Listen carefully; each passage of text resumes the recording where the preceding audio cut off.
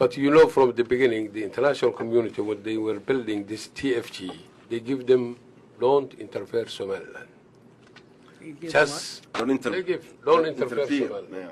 Interfere the affairs of Somaliland. Just build your institutions in Somalia. They have that message from the international community. And that's why they are not. But the other day, Somalia is not a country. They are a country because they claim on us.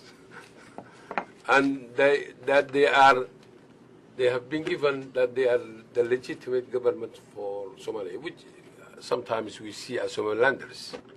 Ironic when we heard that news from the international community.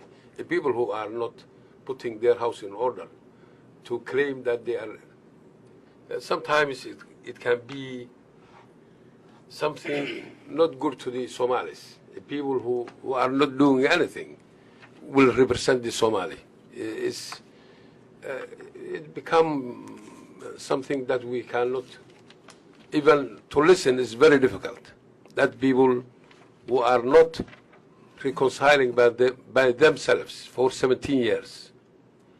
And sometimes we ask why Somaliland that have been neglected have set up a rule of law in place and functioning state in place.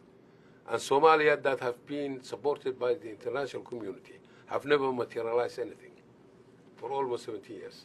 It's a question to be answered by the international community. But no secret talks. Colin had a follow-up, and you had a question. You wanted to just follow up? Just a quick follow-up.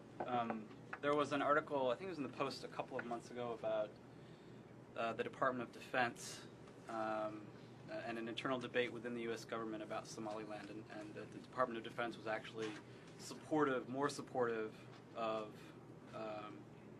recognizing Somaliland. And everyone knows the U.S. government isn't a monolith. So do you see different parts within the U.S. government that are more sympathetic, and is there a strategy to I'm aware of run the interagency from the outside? More or less, we met with the State Department, we met with the Pentagon, we met different places. I see all are sympathetic, but at last we concluded, they showed us that the willingness that they can do something for us in the future. But we concluded that if there is a will, there is a way. Let them try to sort out a way that they can help us in the future. That was the conclusion that we made. If I may add to what the president is just saying, that we are aware of the article, of course. I read it as you read early in the morning with the first cup of coffee. It was really good to see that. It has been a long drought for me here in Washington, D.C. So the issue is just that I would say that no, there is no division, as a matter of fact. And again, when it comes to the harmonization between the two departments, from what we have seen only, I cannot otherwise say that, particularly on this issue, I think the policies for the Department of State and the feeling seems to be mutual, but we will see where it goes. Thanks. Yeah. I'm Catherine Southwick. I'm from Refugees International. And President, I was wondering if you or your colleagues could speak a little bit about the fact that you're this sort of an island of peace in a very volatile region. What are you anticipating in terms of refugee flows into Somaliland, and what is your assessment of Somaliland's willingness and capacity to host these refugee populations? What kind of plans are in place or should be in place? It will be very difficult for us to receive refugees. They are in place already. They came all the way from Mogadishu. Some come from Ethiopia. They are in place, but we cannot receive refugees because to our capacity. Because there are already internally displaced people of our own in place. The UNHCR brought all our refugees from Djibouti and from Ethiopia. About 800,000 are still, they are scattered in the streets. They have no shelter, no houses. So it will be very difficult for a country like us to receive refugees. Although we didn't send them out, but we cannot help them. We have time for just one last question, Mr. President, and then his schedule requires that we adjourn.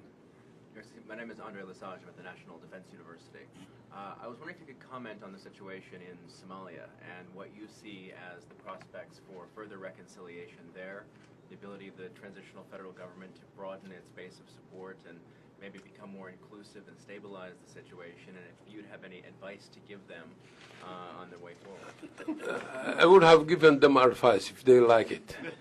But they didn't need advice because they are satisfied with their situation, because they are a government who goes to all forums, to the United Nations, to the African Union, to the Arab League, to the Islamic Conference, and I think they are satisfied with this scenario. They have been doing this business for the last 17 years, and they never make any change on the ground.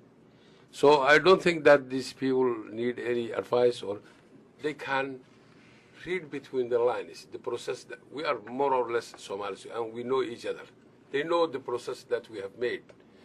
We focused and addressed our own problems one by one and solved the problem. They would have done like that. But unfortunately, they are not ready for that because they are entertaining this conference that they are going to abroad. I will advise them Dick has asked for one to last question. go through our process, It's not a question. reconcile, make compromise between them. That's my advice. Somaliland was able to reconcile it because they did it themselves without any outside financing. The TFG is totally satisfied as long as the government, the international community is financing their operation. If we were financing a process that would have led to some, but that's not what we've been doing. No, What- we have unfortunately funded the wrong process. Well, yeah, One- we're one- talking about the same One thing. of our African friends told us there is only one who has been there. One of the governments stated and said there is only one Somaliland functions, and there is a system that functions. In TFG, there is only one ministry that functions, and that is Minister of Finance. Well, look, Mr. President, I'm delighted that you were able to come to the Wilson Center. We've been delighted to host you today. I think it's been a very useful and fruitful exchange, especially for those of us, I confess, that have been not focused on Somaliland. This has been very I useful for think me personally. your center have a lot of information because better than many people. Well, this has Or been very... Somaliland, or anywhere. Well, my last intensive engagement was in the good old days of Siad Barre. I will close in just one little anecdote. It sort of reinforces your last comment. We met with Siad Barre in '81, my first time I was in Somalia, and with his entire government. We were there for several days. And 6 months later, the entire government met with me again, this time in my congressional office when I was chairing the Africa Subcommittee. And they were there to tell, and now they were dissidents. And they were there to tell me that everything they had told us 6 months earlier were a pack of lies. Unfortunately, that tradition is somewhat continued. But thank you so much. It's Thank been you a very great Thank you very to much, have you here. Mr. Thank you very Wolfe. much. Thank you very I much. appreciate it.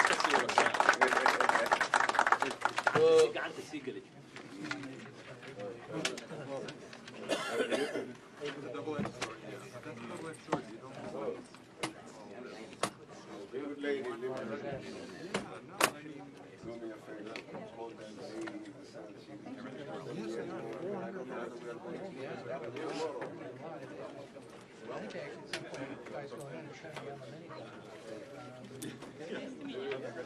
That means the news is expanding. You?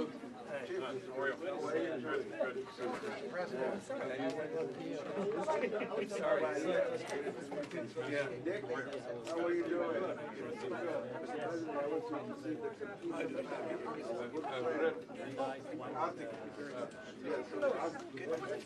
He's a good guy, a good friend.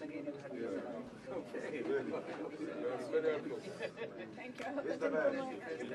Andre. What was that organization that you identified yourself as?